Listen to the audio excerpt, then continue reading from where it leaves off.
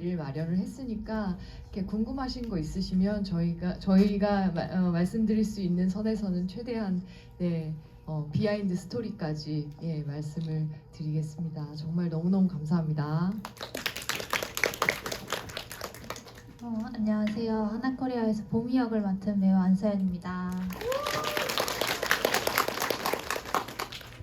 저희 영화 하나코리아 보러 와주시고 또 특히 GV관까지 함께 해주셔서 우선 정말 감사드리고요. 해선의 여정기를 함께 하시면서 그 안에서 또 내가 겪었던 처음과 앞으로 마주할 처음을 같이 발견하시고 좀 의미 있는 시간을 보내셨길 바라면서 GV도 또 같이 열심히 재밌는 이야기 나눴으면 좋겠습니다. 감사합니다. 네, 안녕하세요. 하나코리아의 시나리오에 참여한 최성재라고 합니다. 반갑습니다. 이렇게 많은 분들이 보통 남아 계시지 않는데 되게 뭔가 집중해 주시는 것 같고 참 기분이 좋네요. 네, 어떤 얘기가 또 나올지 기대됩니다. 감사합니다.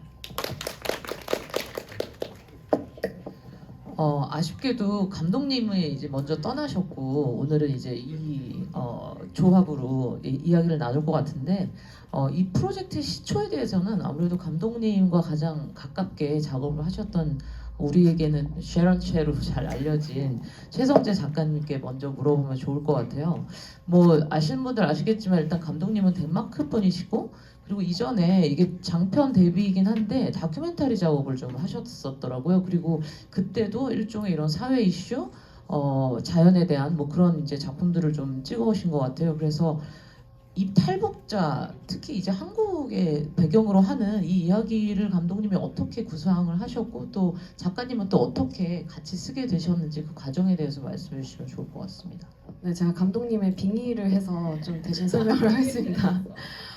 감독님이 한국에 이제 그 다큐멘터리 상영을 하러 오셨는데 그날 이제 밥을 먹으러 어떤 식당에 갔다가 옆자리에 앉아 계신 그 두 남성분들이 이제 외국인이 와서 반가워서 막 이렇게 말을 걸고 그랬는데 그중 그분들이 어떤 그 6.25 뭐 기념하는 뭐 그런 행사에 갔다 오셔가지고 우리가 원하는 건 하나다, 하나코리아, 하나코리아 이렇게 하나코리아를 계속 외치셨대요. 그러면서 이제 감독님이 이 그 분단 이슈에 대해서 좀 관심을 갖고 그 하나원이라는 곳에 대한 라디오 다큐멘터리를 만들게 되셨어요. 그러면서 그 다큐멘터리를 만들면서 점점 더 이 하나원이라는 곳과 남한에 이제 정착하신 탈북민들에 대한 이제 이야기에 더 깊게 들어가시면서 그 이거를 관객들이 같이 체험할 수 있도록 남한에 도착해서 어떤 과정을 겪게 되는지 같이 체험할 수 있도록 다큐멘터리가 아닌 극영화를 만들어야겠다라고 결심을 하셨고 그 라디오 다큐멘터리와 이 영화를 만드는 과정에서 이 하나코리아의 실제 모티브인 그 주인공 분과 관계를 그 우정을 친구가 돼서 그 효린님이 이제 감독님에게 당신은 이제 외국인이니까 오히려 제 3자로서 나의 이야기를 더 객관적으로 바라봐 줄 수 있을 것 같다. 당신이 이 영화 내 이야기를 영화로 만들어줬으면 좋겠다라고 하셨다고 들었습니다. 그래서 그렇게 해서 하나코리아라는 영화를 굉장히 오래 정말 거의 불가능한 그 프로젝트라고 많은 사람들이 생각했지만 되게 오랜 시간 동안 끌고 오셨고 저는 그 과정에서 이제 그 어떤 한 사람의 인생을 서사화하는 과정에서 감독님이 아무래도 외국분이시다 보니까 영어와 한국어 둘 다 할 줄 아는 각본가를 찾던 과정에서 만났고 저도 이런 어떤 그 외부의 시선과 내부의 경험을 같이 모아보는 이 프로젝트 구조에 굉장히 흥미를 갖게 돼서 합류하게 됐습니다. 그러니까 미리 뭐 연이 있었거나 그렸던 거는 이제 아니셨던 거네요. 이 영화를 통해서 이제 감독님과 저요? 네네네. 네네 전혀 없었고 그 제작사에서 먼저 그냥 연락이 왔었습니다. 사실 이 영화 보면서 뭐 사실 캐스팅 과정이라는 건 그 당시에 어떤 여건과 뭐 제작 규모도 그렇고 여러 가지 어떤 정치적인 상황들이 반영이 돼야 되는 것이지만 정말 저는 캐스팅이 절묘하다고 생각을 했었거든요. 그래서 이 세 배우들이 어쨌거나 이 작품을 통해서 처음 지금 작업을 하신 거잖아요. 근데 각자의 그 또 엄청난 필모들이 있으시지 않습니까? 세 배우 모두 또 글로벌 프로젝트를 한 번씩 다 하셨었고, 그래서 서로의 작업에 대해서 어떻게 생각을 하셨는지, 혹은 뭐 좋아하는 뭐 영화나 작품이 있으셨는지 궁금하네요. 아니 다들 같이 하게 됐다고 들었을 때 그냥 너무 기뻤죠. 너무 기뻤고 죄송합니다. 작업을 할 때 정말 말이 뭔가 필요가 없었었어요. 저희가 뭐 한 번도 뭐 씬에 대해서 뭐 깊게 뭐 토론을 한다던가 그런 적이 없었어요. 그냥 서로를 너무 알기 때문에 서로의 연기를 너무 좋아했었고, 그렇기 때문에 알기 때문에 기대하는 마음으로 항상 현장을 갔었고, 그리고 이제 새 여자가 나와서 이제 그걸 끌고 가는 거기 때문에 말을 굳이 하지 않아도 서로를 이해하고 배려하는 게 굉장히 컸었어요. 그래서 너무 편하고 배려하는 마음으로 서로를 믿고 연기를 현장에서 계속 했었기 때문에 2달 반쯤 촬영을 했는데 너무 좋았었습니다. 정말 너무 훌륭한 배우들과 함께 할 수 있다고 소식을 듣고 너무 흥분되고 너무 좋았고요. 저보다 한참 좀 어린 친구들이긴 하지만 정말 어른스럽고 되게 캄하고 그리고 연기를 너무너무 잘하는 친구들이라 현장에서 오히려 제가 좀 든든함을 느꼈던 것 같고, 또 의지할 때도 있었던 것 같고, 또 네, 여러분들도 보셔서 아시겠지만 너무 또 이렇게 잘하는 친구들이라 참 복받은 것 같아요. 왜냐면 그리고 또 이런 여성 서사가 이야기가 영화가 많이 없잖아요. 되게 귀하잖아요. 근데 이런 귀한 영화에 또 이런 귀한 배우들과 함께 할 수 있어서 또 영광이었고 너무 좋은 경험을 했고, 진짜 미나 배우 같은 경우에는 제가 계속 얘기하지만 진짜 신비한 매력을 가진 진짜 참 신비한 매력을 가진 배우예요. 그래서 눈빛이 너무 좋고 이 눈을 보면 그냥 연기가 자연스럽게 수키로서 그냥 집중해서 할 수 있고, 또 우리 서연 같은 경우에는 되게 제일 어린데도 불구하고 제일 어른스러워요. 맞아, 제일 어른스러워요. 그래서 한 씬 안에 들어가면 그렇게 든든할 수가 없어요. 딱 그 존재감과 그 무게감을 해서 참 이 친구들 이 영화뿐만 아니라 다른 영화, 다른 드라마에서도 다시 한번 만나보고 싶다 이런 생각이 들 정도로 정말 너무너무 복받은 현장이었다. 너무 기억에 남는 현장이었다. 이런 말씀 드리고 싶네요. 네. 저는 대본과 프로젝트를 보고 이미 참여를 결정했었는데, 그 이후에 이제 두 배우분과 함께 하게 되었다고 해서 생각보다 훨씬 더 좋은 영화가 될 수도 라는 생각을 솔직하게 했고요. 그래서 사실 흥행을 가장 최우선으로 목표로 둔 영화는 아닐 수 있겠다는 생각을 했었는데, 이 배우분들이 함께 해주신다는 얘기를 듣고 잘하면 흥행도 할 수 있겠다라는 생각을 했는데, 그러기 위해서는 아마 여러분의 도움이 조금 많이 필요하니까 또 예쁘게 봐주셨으면 하는 마음입니다. 감사합니다. 나이가 어린데 왜 가장 어른스럽다고 말씀을 하셨는지 전혀 이해를 못했었는데, 지금 저도 약간 소름 돋았습니다.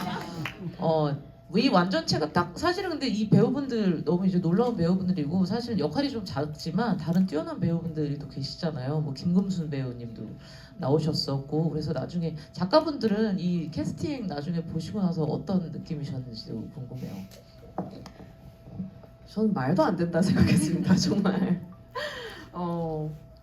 저희가 처음 시나리오 작업했을 때 그 상상도 못한 조합의 어떤 캐스트였던 것 같아요. 그냥 사실 어떤 외국인 감독님이고 한국에서는 잘 모르시고 저희 영화 이야기도 사실 되게 잔잔하게 흘러가는 영화여서 당연히 이제 이 글을 보고 좋아해 주실 배우분도 있겠다 생각했지만 저는 그 캐스팅 과정을 같이 하면서 그 과정 매 순간순간 놀랐었어요. 정말 그 미나 배우님 처음 우리랑 미팅했을 때 오셔서 하셨던 말들이 저희끼리 내부적으로 이 영화에 대해서 얘기할 때 사용했던 단어 그대로 그렇게 사용하시고 그다음에 서연 배우님도 처음에 미나 배우님과 같이 이렇게 리딩을 할 때 저는 뭐 눈물이 날 것 같았어요. 그냥 한 씬을 읽는데 그리고 당연히 주연 선배님도 수키 역할이 이 영화에서 되게 중요한데 혜선의 여정을 어떤 면에서 혜선의 마음을 열어주는 하나의 열쇠 역할을 해주는 캐릭터기도 한데 그거를 선배님이 맡게 되셨다 들었을 때 너무 기뻤습니다. 그리고 이 영화는 아무래도 어떤 실제 인물들이 하는 말보다도 이들이 그 말을 삼키면서 보여주는 어떤 표정과 그 침묵의 순간들 그런 순간들이 더 중요하기 때문에 특히 이렇게 좋은 배우분들을 만나서 영화가 정말 이렇게 살아날 수 있었던 것 같아요.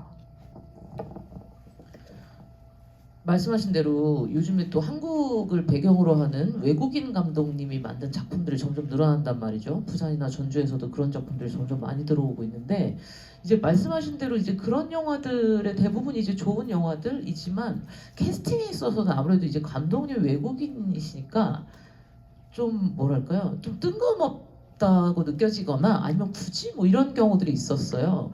그리고 유명세가 이제 완전히 없거나 근데 뭐 유명세가 중요하진 않죠 당연히. 근데 이 영화만큼은 그 모든 요소들을 다 가져간 캐스팅이라고 생각해서 되게 좀 드문 케이스라고 저도 생각을 했던 것 같아요.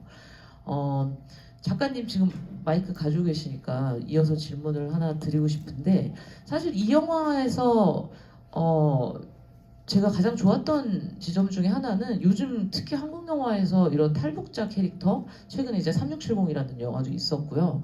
그리고 혹은 조선족 캐릭터가 점점 지금 늘어나는 추세잖아요. 특히 옛날에는 뭐 조연으로 등장을 했다면 요즘에는 지금처럼 주인공으로 등장하는 경우도 많은데 이 영화에서는 그런 어떤 전형성을 좀 탈피한다라는 느낌을 좀 받았던 것 같아요. 근데 그 중에 여러 가지 설정 중에서도 일반적으로 이런 그 탈북민이나 조선족 특히 이제 여성분이 등장을 하셨을 때 대부분 무슨 고깃집 같은 데서 뭐 설거지하는 뭐 그런 장면들이 뭐 기본적으로 등장을 한다든지 근데 여기서는 스페인 레스토랑에서 일을 시작한다라는 것은 사실은 좀 굉장히 특이했거든요. 피자집도 마찬가지고 그 사실 말투에 있어서도 뭐 특정 영화를 언급하긴 그렇지만 굉장히 센 사투리를 쓰시잖아요. 근데 여기서는 그 사투리에 대해서도 뭐 공부를 많이 하셨다고 하더라고요. 그래서 특히 이런 말투에 있어서 감독님과 어떤 커뮤니케이션이 있었던 거지. 그러니까 너무 도드라지거나 아니면 뭐 너무 전형성을 좀 피해서 해달라는 그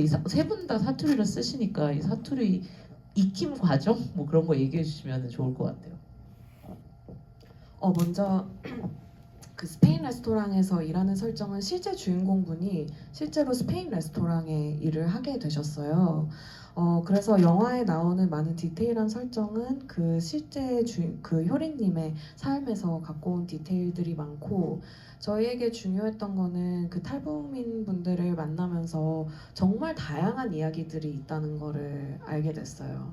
그 탈북하는 과정도 굉장히 다양하고 왜 어떻게 그리고 남한에 와서 삶이 어떤지 이런 굉장한 다양한 이야기들이 있어서 이런 디테일들을 그냥 어떤 자극적인 소재로만 소비하지 않고 실제로 한 사람의 과정은 어땠는지 그리고 그런 뭐 드럼을 친다던가 스페인 레스토랑에서 일하던가 이런 식으로 실제 삶은 훨씬 더 우리가 예측하지 못하는 어떤 랜덤한 디테일들로 가득 차 있지만 그게 결국 한 사람의 인생 서사를 만든다라는 거를 좀 담담하게 표현하고 싶었던 것 같아요.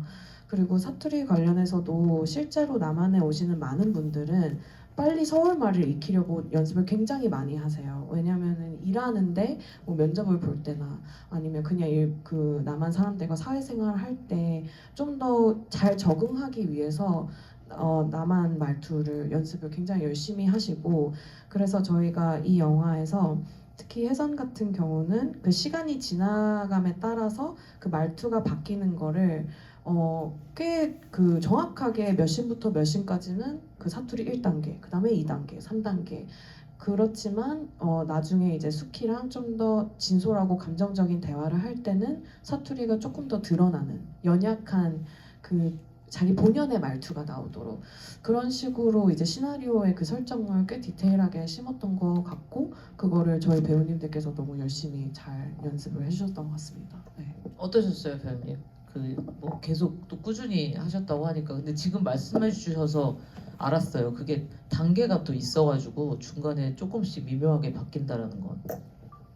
준비하는 과정에서 같이 이야기를 나누면서 그 아이디어는 서로 공유를 했었었고 그래서 저도 그리고 이게 사투리로 보이는 게 아니라 그냥 내 말투로 보이고 싶었었어요. 그러기 위해서는 무던히 많은 노력을 했었고 이제 코치 선생님분들이 이제 계속 붙여주셔서 현장에서도 계속 코치를 해주셨었고 이제 근데 이제 굉장히 사투리 연기가 왜 어렵냐 하면 이게 감정적으로는 맞는 것 같은데 이제 사투리가 조금 오류가 있다 보면은 근데 이게 반대인 경우도 있고 이거를 좀 조율하는 데 어려움이 있었는데 이런 부분들에 오류가 있으면은 또 이제 후시 녹음을 할 때 아이디어 녹음을 할 때 좀 수정을 보고 이런 식으로 사투리 수정과 뭐 레슨을 꾸준히 계속 받았었고요. 그 단계와 뭐 그냥 저는 좀 사투리 연기가 이제 처음은 아니니까 항상 사투리 연기를 할 때 저의 미숙한 사투리 때문에 이 극이 튀는 게 너무너무 싫었어요. 그래가지고 계속 선생님들이랑 이야기 나누고 녹음도 계속 녹음본도 계속 들으면서 그리고 이제 선생님들의 이런 리듬을 조금 타려고 노력을 많이 했었습니다. 그럼 세 배우님이 다 각자 선생님이 다르셨나요? 그건 아니었겠죠? 이 두 배우는 함경도 사투리를 아. 썼고 저만 평안도 사투리를 썼거든요. 그게 달랐군요. 네, 달랐어요. 아, 그렇군요. 네네네네. 근데 뭐 미나 배우도 얘기했다시피 사실은 이게 이제 뭐 발음, 억양, 뭐 이런 리듬 이런 것도 뭐 당연히 중요하지만 이게 실제로 사용을 하면서 나오는 거니까 되게 자연스러워야 돼서 무조건 그냥 연습 많이 했던 것 같고 저 같은 경우에는 이제 실제로 탈북을 하셔서 지금 배우로 한국에서 활동을 하고 계신 분한테 평안도 사투리를 배웠고 이 평안도 사투리가 저희 옛날 서울말하고 많이 비슷하대요. 그래서 솔직히 말씀드리면 이 친구들이 쓰는 함경도 사투리는 조금 억양이나 이런 게 평안도 사투리에 비해서 조금 어려웠고 저는 좀 다행히도 조금 그렇게 어렵지 않아서 그런데도 이제 평상시 쓰는 말이 아니니까 예, 되게 열심히 그리고 진짜 선생님을 되게 귀찮게 평상시에도 그냥 뭐 궁금한 거 있으면 바로 전화해서 물어보고 녹음은 당연히 해주셔서 그거는 늘 들으면서 연습을 하고 또 무엇보다도 또 그냥 말만 연습하는 것도 중요하지만 또 저는 많이 물어봤어요. 또 실제로 탈북을 하셨고 하나원에서 생활을 하셨기 때문에 거기서 생활했던 거 뭐 어떻게 일과를 시작하셨어요부터 시작해서 뭐 하나원에는 어떤 분들이 계셨고 뭐 이런 그냥 사소한 어떤 이야기까지도 다 계속 물어보면서 뭔가 그분들의 어떤 그렇게 지내오신 그런 것들을 제가 이렇게 좀 그냥 자연스럽게 이렇게 흡수할 수 있게 그러면서 이제 언어를 계속 사투리를 연습을 했던 것 같아요. 네네. 봄이는 기본적으로 이제 혜선이랑 같은 지역에서 넘어와서 함경도 사투리를 쓰는데요. 함경도 부모님이 이제 정확하게 말하면 함경도 분이시고 이제 저는 중국에서 자란 아이라는 설정 때문에 사실 봄이는 중국어가 조금 더 편한 캐릭터다라고 이제 생각을 해서 캐릭터를 잡았기 때문에 북한 말이 오히려 조금 부자연스럽게 왜냐하면 가정에서만 부모님하고만 말을 사용했을 거기 때문에 조금 짧은 문장이나 좀 일상에서 쓰는 말투 같은 거는 좀 자연스럽게 나올 수 있게 하고 문장이 좀 길어지면 어색한 부분이나 아니면 평소에 썼던 중국 말씨가 조금 드러나게끔 약간 의도적으로 준비를 했고요. 특히 약간 외국 말을 사용할 때 한국어가 특히 조사 같은 부분이 조금 어렵다고 느껴져서 그런 특정 조사를 조금 일부러 다르게 한다던가 아니면 좀 빼먹는다든지 하는 식으로 조금 포인트를 주면서 또 사투리를 더 준비했던 것 같습니다. 사실 요즘에 이제 그 외국에서 온 캐릭터 아니면 나가는 캐릭터 이런 캐릭터들이 영화들이 점점 많아지니까 점점 이 발음이나 액센트 같은 것들도 중요해지는 것 같아요. 예전에는 뭐 할리우드 영화만 그랬다고 한다면 요즘에 한국 영화에서도 사실 제가 오늘 이 쥐비 하기 전에 영화를 한 2번 정도를 보고 오늘 이 상영관에서 이제 3번째 봤단 말이죠. 혹시 저보다 더 많이 보신 분 있나요? 진짜 못 이겼네요.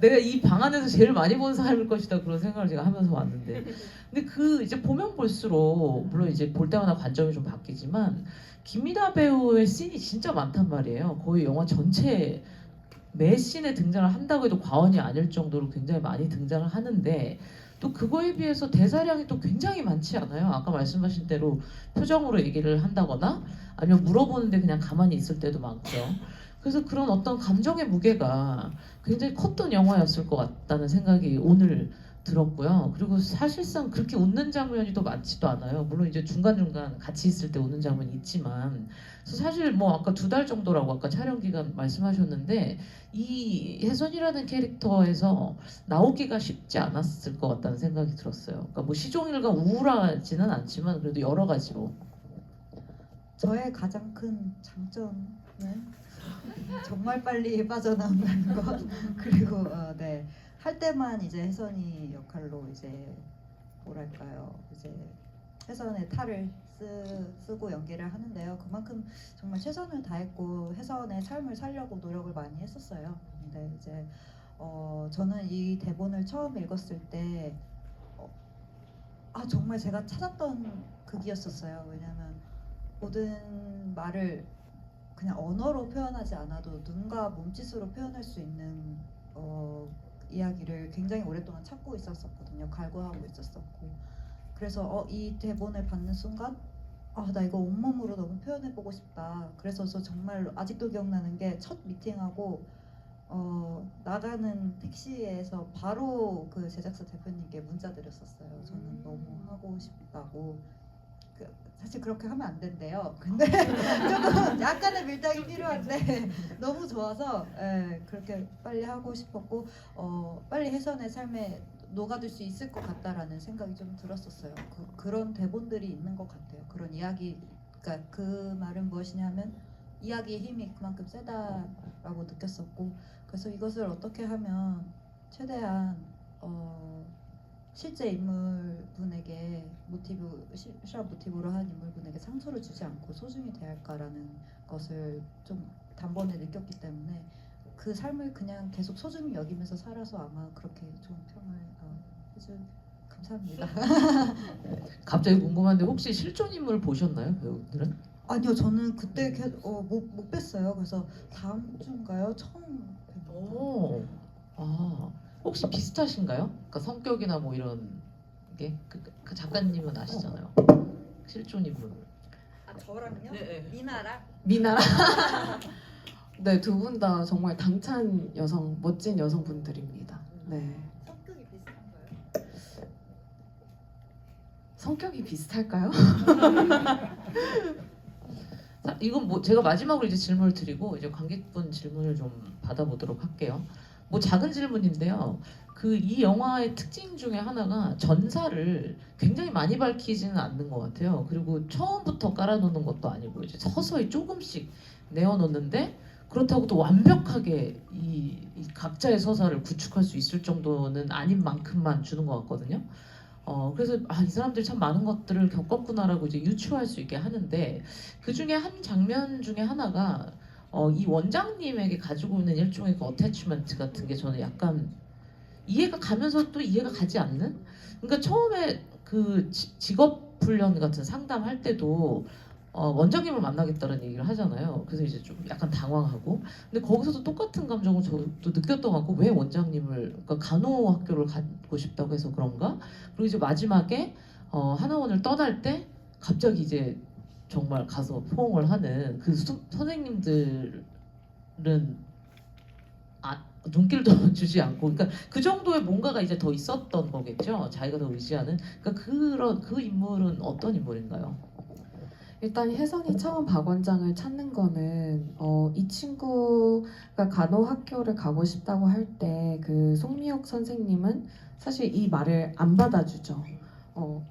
다 혜선을 걱정해서 하는 말이지만 그래도 너가 나만을 잘 적응하려면 이런 근데 혜선은 바로 윗선으로 난 가겠다. 나는 어떻게든 공부를 할 거고 간호사가 될 겁니다. 어떤 그런 이 친구의 그 간호사가 되겠다는 의지를 보여주기 위해서 박 원장을 찾는 그 장면이 있고 또 이제 뭐 제가 생각하는 그 박 원장의 가장 큰 그 어떤 역할은 혜선에게 그런 식으로 모두가 혜선에게 너는 너가 하고 싶은 걸 하지 못할 거야. 이 세상이 얼마나 힘든 세상인데 나만이 얼마나 힘든데라고 얘기를 하지만 처음으로 혜선의 말을 그대로 긍정해줘요. 아 그래 너는 간호사가 될 거야. 너 그거 하고 싶어? 해. 너는 할 수 있어. 그런 식으로 우리가 살아가면서 우리가 뭔가 나의 의지를 표명했을 때 그걸 그대로 수용해주는 사람들이 생각보다 많지 않은 것 같아요. 특히 이렇게 혜선 같은 친구들에게는 다들 뭔가 위해서 하는 말들, 위해서 하는 조언들, 자기의 생각들. 근데 그런 식으로 자기의 말을 완전히 수용해주고 긍정해주는 사람을 만났을 때 엄청 그 사람에 대한 마음이 좀 각별할 것 같아요. 그래서 그거를 표현하기 위해 그런 포옹도 있었고 실제로 그런 박 원장 효린의 박 원장님에게 또 그런 순간들이 있었습니다. 제가 지금 그 배우분 이름을 잠시 까먹었는데 조승현. 그 배우분이 진짜 너무 또 하나의 절묘한 캐스팅이었던 것 같아요. 네. 다른 원장님 아니라 상상도 할 수 없게 하는 캐스팅이 어마어마한. 딱 걸어 들어오셨을 때 박 원장이다. 박 원장이랑 만났다. 이랬었어요. 맞습니다. 질문들을 많이 써주셔가지고 그리고 아까 제가 듣기로 그 오늘 선물 주신다고 하거든요. 티 세트 준비해놨다고 하니까 그러니까 제가 더 먹기가 무거워지네요. 잘 골라야 되는데.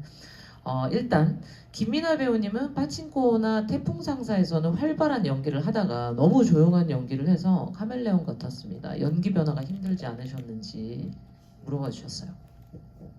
질문 누가 해주셨죠 이거? 감사합니다. 칭찬 너무 감사하고요. 네.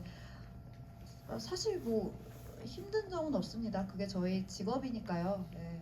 뭐 이런 그리고 저는 다양한 이야기를 전달하는 게 저의 의무라고 생각을 하고 그리고 저도 너무 사랑하는 일이라서요. 뭐 변화를 할 때 뭐 크게 힘들지는 않고요. 재밌습니다. 재밌고 너무 이 일을 할 수 있어서 너무너무 행복합니다. 정말.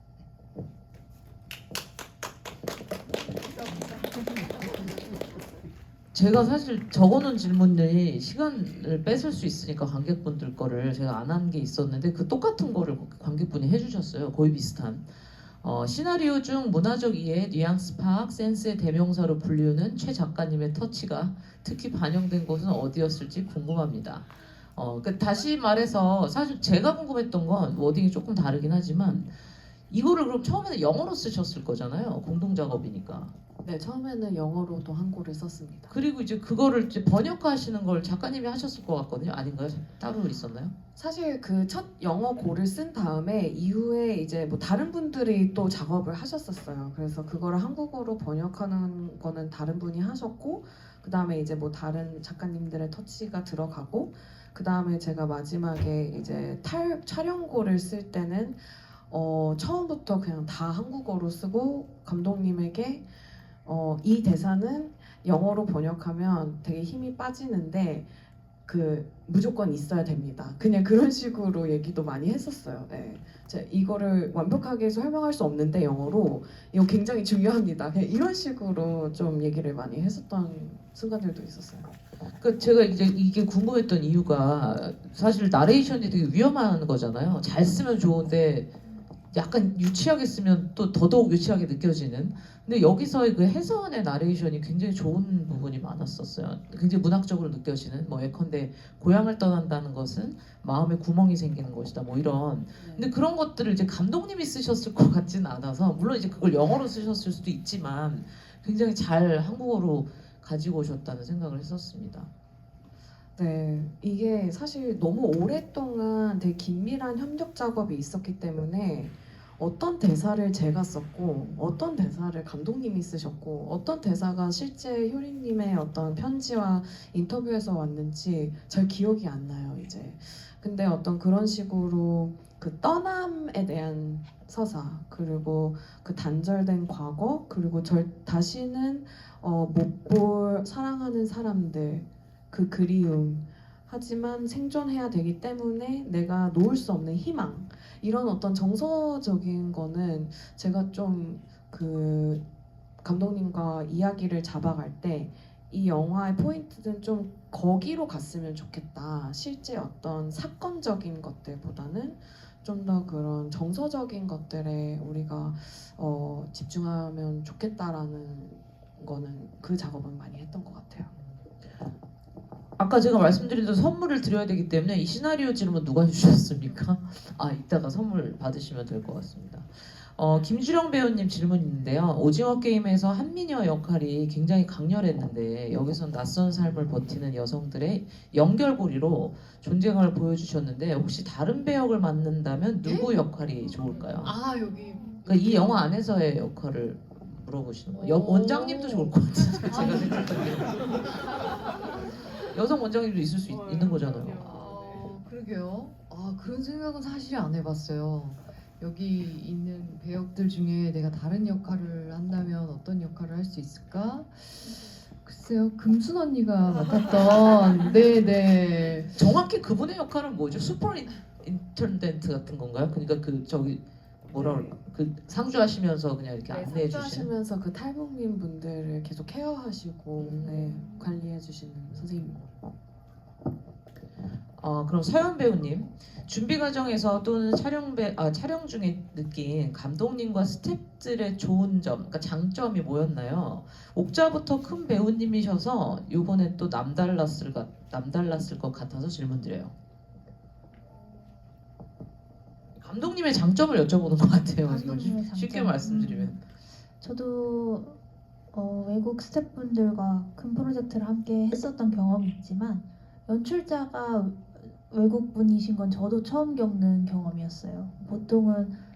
보통이라고 해도 이제 봉준호 감독님이 이제 하셨고 나머지 이제 스태프분들이 다 외국 분이셨던 프로젝트였는데 이거는 반대로 이제 감독님과 촬영 감독님이 덴마크 분이시고 현장에 계시던 많은 분들은 다 한국 스태프분들이셨거든요. 그래서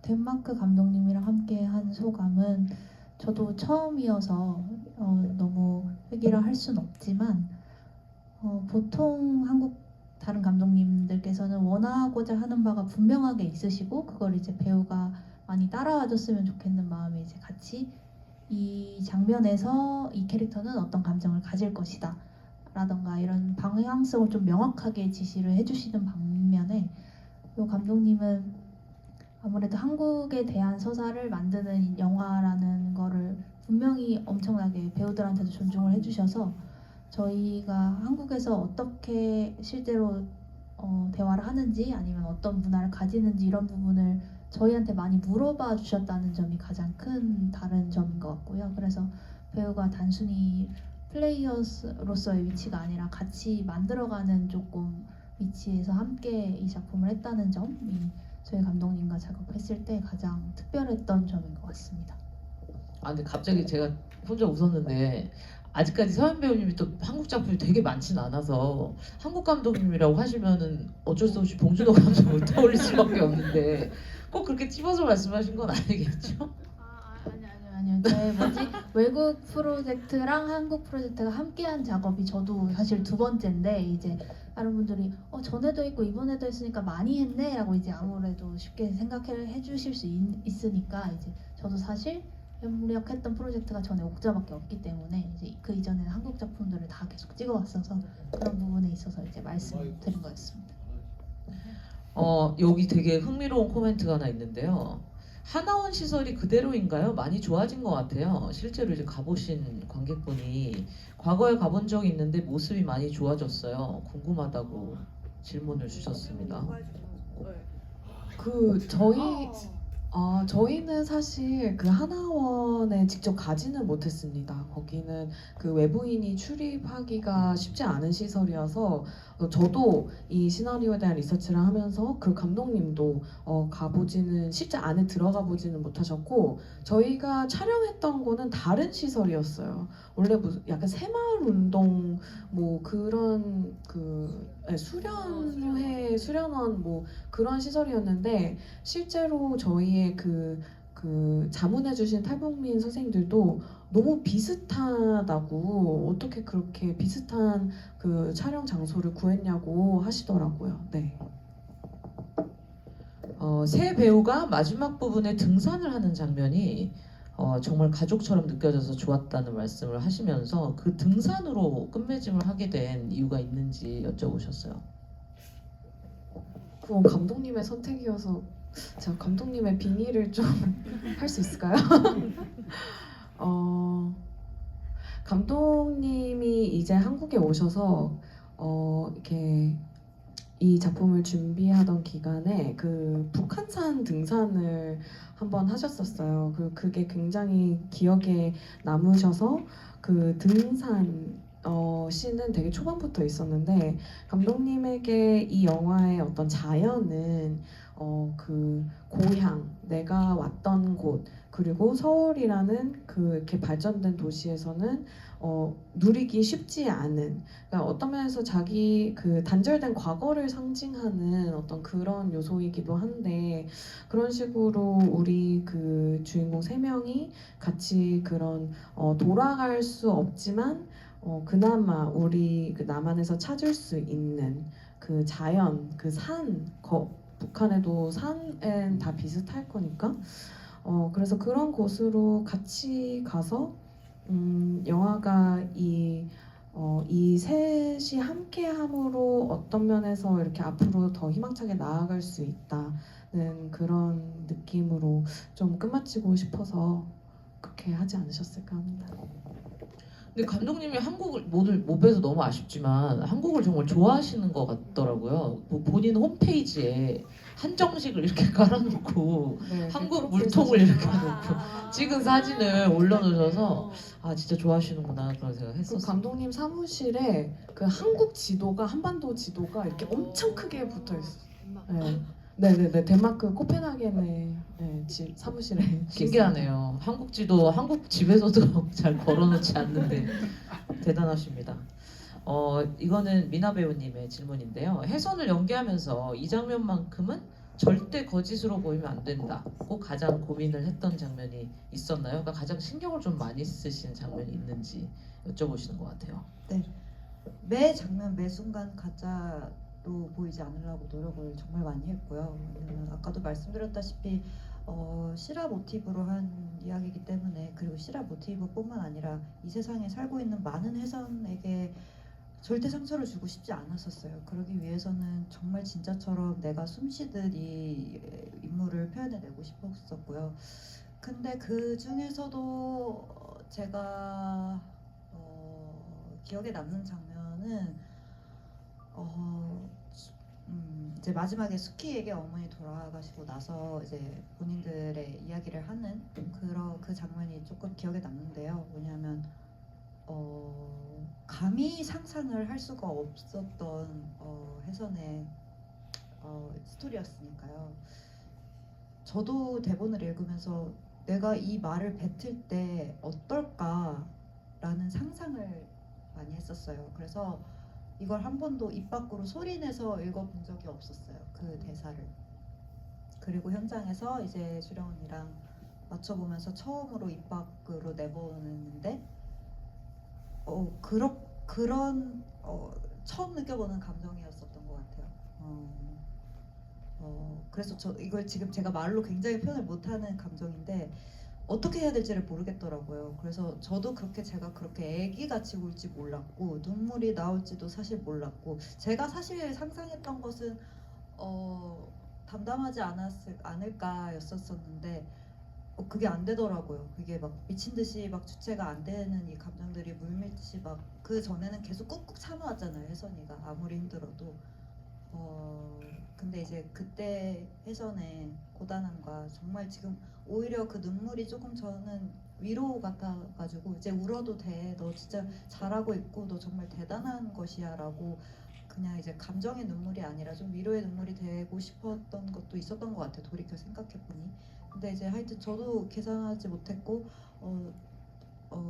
그랬던 감정들이 나와서 굉장히 놀라웠었고, 근데 또 이제 주령 언니가 옆에서 계속 토닥여주니까 더 많은 감정들이 밀려왔었던 기억이 납니다.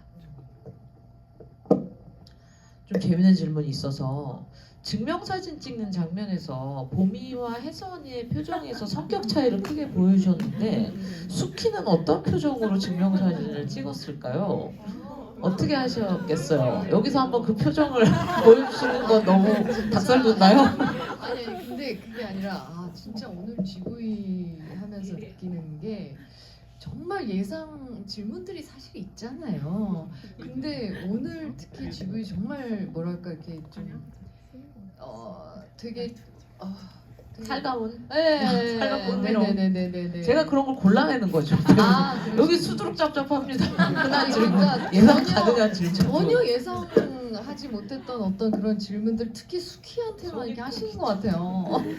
그래서 이걸 어떻게 글쎄요. 맞아요. 저도 사실 시나리오 보면서 여기 근데 수키가 나올 수 있는 장면은 아니었으니까 어떻게 하고 찍었을까. 글쎄요. 사실 수키 성격상 글쎄 웃지도 않았을 것 같고 그냥 무표정으로 찍지 않았을까? 너무 재미없나 대답이?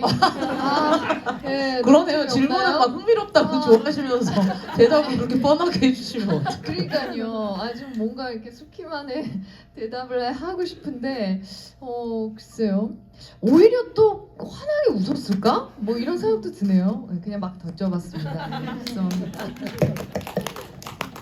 근데 제가 보면서 느끼는 게 왜 또 너무 활짝 웃으니까 너무 웃지 말라고 혼내키듯이 얘기하잖아요. 근데 그런 게 튀는 게 아니라 사실 하나원의 그 상황의 전반에 있어요. 그러니까 되게 친절한 것 같은데 약간 차별적으로 들리는 멘트들, 그리고 되게 잘해주는 것 같은데 분명히 선을 긋고 얘기하는.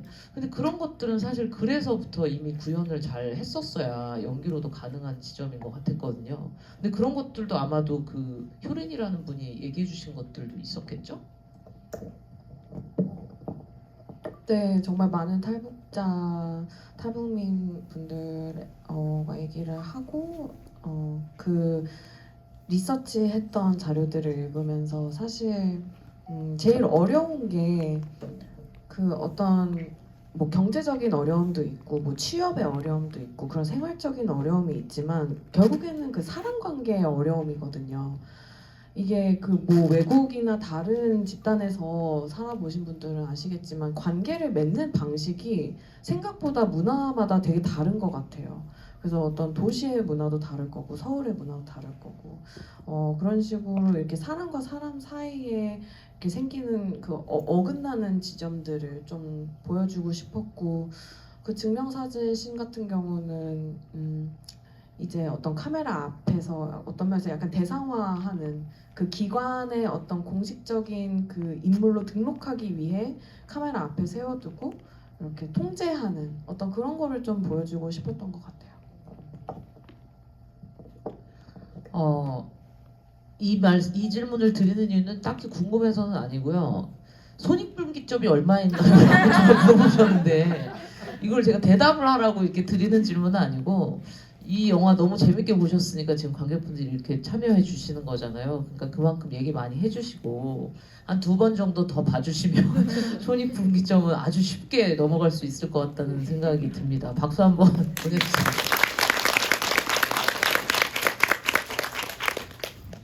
아까 이제 서영 배우가 말씀하신 대로 지금 이 영화가 약간 좀 특수한 케이스잖아요. 외국인 감독님도 계시고 또 이제 그 최성재 작가님의 어떤 참여도 있고 해서, 근데 이 세 배우분들이 촬영하시면서 특히 즐거웠던 촬영 이야기나 어떤 기억에 남는 뭐 사건까지는 아니지만 상황들이 있었는지 질문 주셨습니다.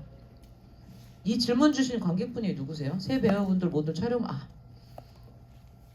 제가 먼저 우리 배우분들께 한 질문이지만 좀 이렇게 상관없는 얘기를 좀 하겠습니다. 저희 영화가 그 여성 스태프분들이 굉장히 많았어요. 더 많았던 걸로 기억하고 특히 연출팀이 다 여자였거든요. 그런 경우는 저는 사실 처음이었는데 그래서 저희는 고단한 그 촬영을 끝나고 같이 목욕탕을 다녔습니다. 네, 목욕탕 다니면서 그 열탕에 앉아서 아 오늘 그 사람 너무 힘들었어. 이렇게 같이 막 덕담도 나누고 뭐 이렇게 한풀이도 하고 뭐 그런 근데 식으로. 요즘 대중목욕탕 있는 데가 있나요? 그러니까 그 동네가 있었나 봐요. 근데 대중목욕탕은 어느 동네나 사실 있습니다. 찾아보면. 네, 그래서 그 열탕에서 되게 많은 얘기를 나눴던 즐거운 기억들이 있네요. 네. 저는 좋아하는 씬이 이제 세 사람이 같이 빵 먹는 장면이 저도 얘기를 할 때 가장 먼저 처음 떠오르는데요. 그 장면이 굉장히 이제 초반에 찍은 씬이었어서 저희끼리도 그 아직 친해지지 못한 그 어색한 서먹서먹한 감정이 실제 본체들에게도 다 있던 상황이었거든요. 그래서 그 씬이 이제 보는 눈치나 그 자연스러운 어색한 호흡이 연기가 아니라 사실 실제 그 느껴지는 감정 안에서 나온 자연스러운 호흡이었는데 그 장면이 되게 잘 담겨서 쟤네 진짜 되게 어색해 보이고 이제 친해지기 시작하는구나 하는 감정이 잘 느껴지셨을 것 같아요. 근데 실제로도 그랬고 저희가 그 씬을 찍고 좀 분위기가 많이 풀려가지고 저희도 친해지기 시작했던 장면이었던 것 같아요. 그래서 그 장면이 좀 기억에 남습니다. 저희 셋이 모이는 장면이 그렇게 많지가 않아요, 사실은. 그러니까 말했더니 그치 싸울 때 제가 말리는 씬, 그 다음에 이제 팥빵 먹는 씬, 그 다음에 하나원에서 셋이 이제 헤어지는 씬, 그리고 마지막에 산에 올라가는 씬이거든요. 사실은 저희 셋이 모이는 씬이. 그래서 세 분도 등산 갔다가 목욕탕 가셨으면 진짜 좋았을 뻔했는데 아쉽네요. 그래서 사실은 뭐 저도 팟빵씬 너무 좋아하고 또 저는 또 하나원에서 이렇게 헤어지는 씬 있잖아요. 그 씬도 사실 사실 되게 그게 거의 초반에 진짜 초반에 찍었던. 네, 근데 이게 사실은 하나원에서 우리가 생활을 어느 정도 하고 난 다음에 헤어지는 씬이었기 때문에 근데도 미나 배우도 그때 막 울컥해서 목이 메이고 네 저도 목이 메이고 또 이렇게 좀 보미는 옆에서 약간 좀 언니들을 바라보면서 약간 천진난만 정도까지는 아니지만 어쨌든 눈치를 이렇게 좀 살살 보면서 이 언니들을 이렇게 옆에서 지켜보고 그 씬이 그리고 되게 더운 날이었거든요. 정말 떼약볕에서 정말 막 땡볕에서 찍었는데 그 씬이 되게 기억에 남고 그때 서로 막 뭔가 대사가 짧았어요. 예, 그렇죠? 연락하라 그러고 잘 지내라고 그 대사 한마디 한마디 할 때 그 서로 막 하나원에서 막 서로 이제 아쉬워서 헤어지는 그 씬이 기억에 많이 남네요. 네네네. 저는 등산 가는 씬이 기억에 많이 남네요. 왜냐하면 마지막 날이었거든요. 막찰이었어요. 막찰. 그래서 와 진짜 막 헥헥거리면서 우리 둘은 막 헥헥거리고 막 진짜 막 누워있고 서연이 누워있고 이러는데 주령 언니만 너무 멀쩡하신 거예요. 우리를 막 이렇게 리드해주시고 잡아주시고 근데 사실 거의 약간 동네산 수준이었거든요. 그렇게 막 높은 산이 아니었어요. 20분 올라갔어요. 근데 좀 높았어요. 높았어요. 그리고 제가 약하다는 뜻이 아니고 정말 높았어요. 진짜 아니 돌이 많았어요. 돌산이야, 돌산이었어요. 돌산. 그래서 땀을 뻘뻘 흘리면서 제가 이제 핸드폰 메모장에 남겨놓은 게 있는데 그 2년 전 추석을 같이 보냈어요. 우리가 촬영을 하느라고. 그래서 명절 같이 보내면 식구 된다 그러잖아요. 그래서 그런 느낌이 있었어요. 되게 더웠던 추석이었었는데 그때 봄이랑 껌 씹는 장면을 같이 찍었었어요. 제 기억. 제가 그게 그 껌이랑 그 유나한테 그 코피 떠줘서 막 언니 괜찮냐고 하는 그 장면을 찍은 게 제가 핸드폰 메모장에 있더라고요. 아까 보니까. 그래서 아 맞네 우리 추석도 같이 보냈지 생각이 들면서 꽤 많은 추억이 있었다라고 생각이 드네요. 그 산이 어디죠? 인천. 아 근데 왕규면 산이 아닌가 봐요. 사실 이거는 뭐 이제 마무리 단계에서 제가 여쭤볼 법도 한 이야기를 관객분이 해주셔서 그냥 그거를 그대로 제가 읽기로 하겠습니다. 이 영화가 관객들에게 어떤 영화로 이해되고 어떻게 전달되었으면 하는지 또 어떤 의미를 가졌으면 하는지 각 배우분들과 작가님의 생각을 듣고 싶습니다. 저는 비단 이 이야기가 탈북민분들뿐만 아니라 우리 모두의 이야기라고 생각해 주셨으면 좋겠고, 아까도 짧게 말씀드렸지만 하루하루가 정말 새로운 삶이잖아요. 매일매일 눈 뜨면 새로운 삶이고, 우리도 정말 많은 노력을 하면서 열심히 살아내고 있잖아요. 정말 많이 노력을 하고 있고, 백조처럼 밑에서 막 발버둥을 치면서 살아남고 있는 여러분들에게 정말 대단하다고 말씀드리고 싶었어요. 그래서 이게 그런 의미의 보편적인 소중한 의미가 담겨져 있다는 것도, 영화 속에 담겨져 있다는 것도 전달드리고 싶었고, 그리고 그냥 저희의 생각으로서는 그냥 탈북민 분들에 대한 선입견도 많이 흐릿해졌으면 좋겠다, 그 경계선이 많이 지워졌으면 좋겠다라는 의미도 많이 담아내고 있습니다. 저도 뭐 비슷한 이야기일 수 있는데, 이게 비단 탈북민에 한정된 이야기라기보다 그냥 삶을 살아가고 있는 지금 우리들의 이야기에 비추어서 생각해 봤을 때 어쨌든 각자의 어떤 뭐 삶의 아픔도 있고 상처도 있을 수 있고, 또 갑자기 또 삶에 있어서 갑자기 환경이 바뀌는 경우도 있고, 인간관계도 바뀌고, 또 낯선 환경에 혜선처럼 놓이는 그런 상황에 있을 수 있는데, 그럼에도 불구하고 한 발자국 한 발자국 앞으로 나아갈 수 있는 어떤 그런 용기를 보여주는 그런 영화라고 생각을 해요. 그래서 그런 걸 보시면서 또 그래도 한번 살아가 보자, 나아가 보자, 이런 생각을 하실 수 있으면 저희가 영화를 만든 의미가 있지 않을까. 그리고 또 수키로서는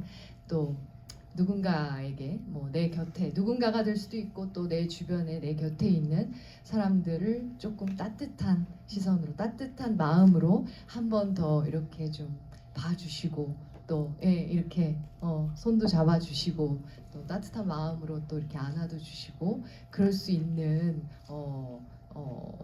썼으면 좋겠다. 네네네. 그러면 정말 이 영화에 참여한 배우로서 되게 보람이 있을 것 같습니다. 네네. 앞서 이제 언니들이 말씀해 주셨듯이 탈북이라는 요소는 사실 혜선의 한 정말 부분에 불과하고, 그냥 어떠한 한 인물이 새로운 낯선 곳에서 새로운 시작을 할 때 겪는 이제 고통이나 또 그런 것들을 이겨내면서 얻는 일상, 그걸 통한 행복을 그려내는 영화라고 생각하고요.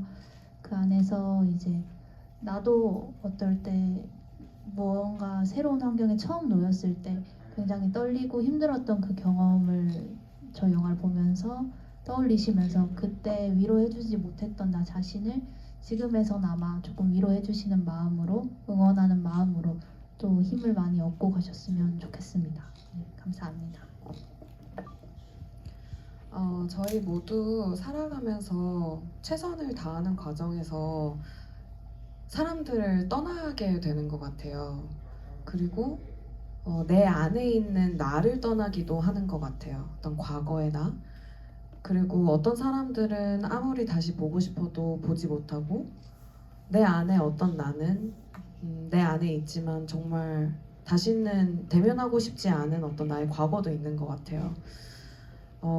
그래서 점점 더 우리는 계속 어떤 분열된 상태로 사는 것 같은데, 내 안에 있는 타자, 그리고 내 밖에 있는 나와 상호작용을 계속하면서 살아가는 어떤 타자들을 좀 품어주면 좋겠다는 이야기를 이 영화가 좀 하고 있는 것 같아요. 그래서 내 자신도, 그리고 내 주변에 있는 사람들도 좀 품어주면 어떨까, 이런 생각이 좀 남았으면 좋겠습니다.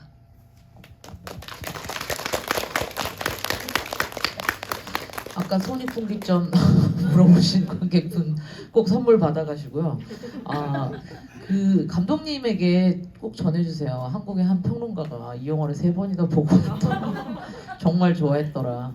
근데 뭐 좋은 영화 이거 의미가 이렇게 있다라는 걸 지금 배우분들과 작가님이 너무 잘 얘기를 해주셔서 제가 거기다 첨언을 하는 건 궁극적으로는 동호방법밖에 안 될 것 같은데, 제가 강조하고 싶은 건 이 영화 정말 귀한 영화고, 제가 최근에 봤던 한국 영화 그리고 최근에 관객들에게 선보인 한국 영화 중에 정말 단연코 이렇게 내놓고 같이 볼 수 있을 만큼 정말 수려한 영화라고 말씀을 꼭 드리고 싶습니다. 많이 봐주시고요. 오늘 그 또 황금 같은 주말에 그 딱 지금 저녁 시간까지 이렇게 같이 보내주신 관객분들께 너무 감사드리고요. 오늘 참여해주신 배우분들 그리고 작가님에게도 또 한 번 박수 부탁드립니다. 하나코리아 많이 사랑해주시고요. 조심히 들어가십시오. 감사합니다.